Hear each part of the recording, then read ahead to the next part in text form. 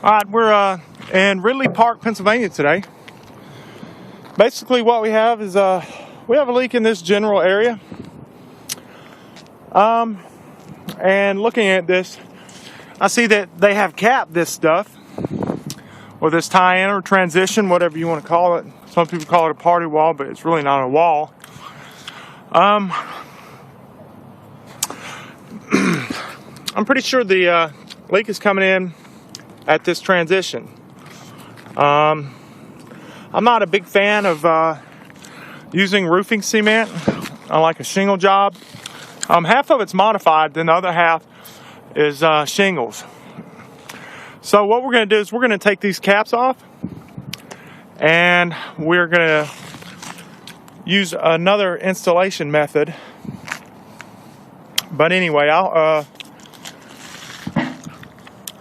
update this video as I'm going. Alright, we're still up on this roof. I don't know why I keep saying that, but we have found what I call a false weld.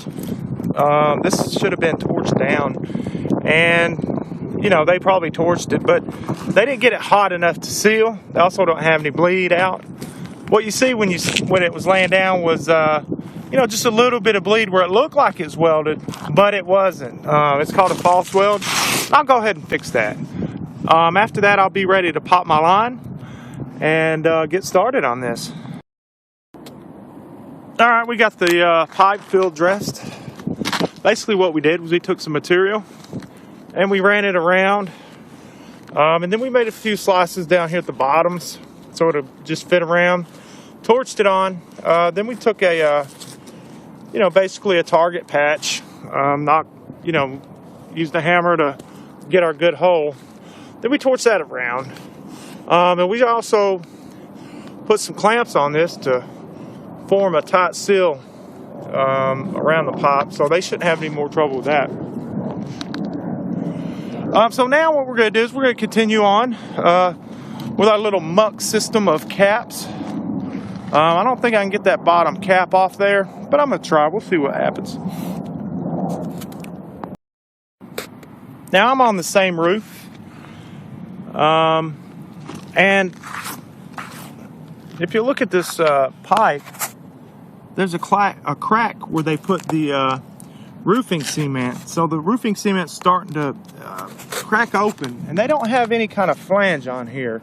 If you look here, you can see where the rust is. There used to be a flange on this pipe. Where they replaced it, they probably just cut around it, and it just mucked around. It's a very lazy man's way to do things. Also, they use muck on the perimeter of the metal. Now, that's a common procedure in this area, but generally what I'll do is I'll do what's called a sandwich, where you actually sandwich the metal in between material. That means I would use primer to prime from here to here, and then just burn another piece of material on to this metal. This metal's pretty thick, so it would take a little bit of heat. But you know, it's just another situation where guys use the lazy way. But anyway. All right, we're still up on the roof on Ridley Park. Basically, I've taken off the caps, and some of them just aren't going to come up because they've got them set in what's called muck or roofing cement, and my terminology is called bull. Now, I'm not a big fan of putting muck on shingles, but in this case, you know, you probably should. What this video is going to be about right here is, if you can see the line where the actual caps or the hips went down through.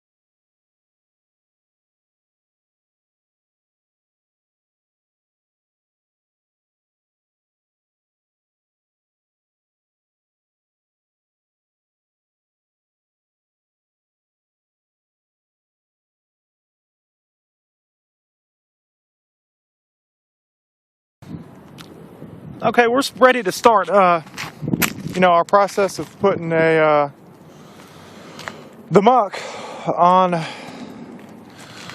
this. Basically what we did was we popped the chalk line. What we're going to do is we're going to muck along this chalk line.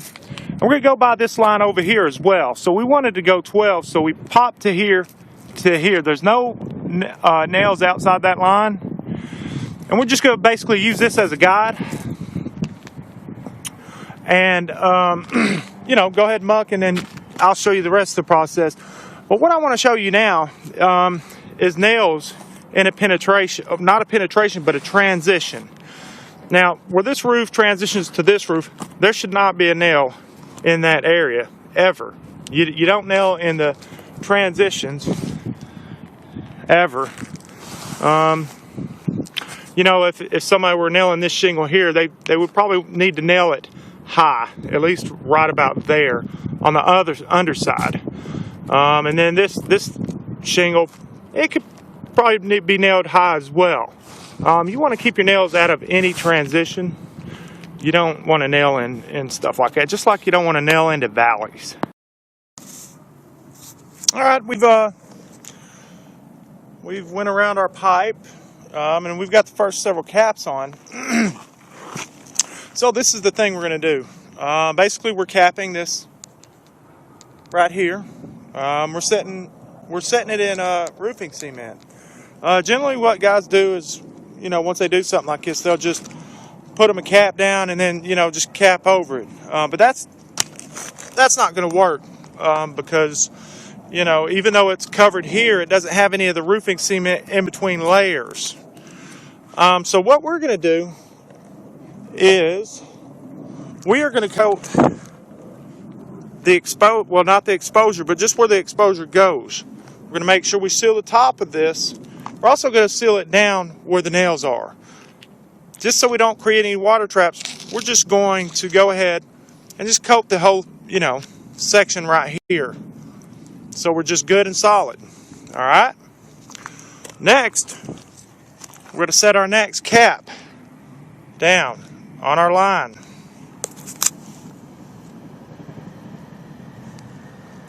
Then we're going to put nails in, and then we're going to coat it again. And we're going to do that all the way up, just to make sure it doesn't have any leaks. That's typically where guys go wrong. I don't know if you're following me or not, but, it's good to have this, there. This coating of roofing cement. But then when you put a nail here and a nail here, now you've got a penetration. And if you just cover this up with a shingle and you don't coat it, that water can still, kind of blow sideways or whatever it's going to do to get in here. Now, if it gets under this into here, it's got a nail to use as a reference point to go into the house. So you always want, if you're going to use roofing cement under something, you want to make sure it's under and between the joints.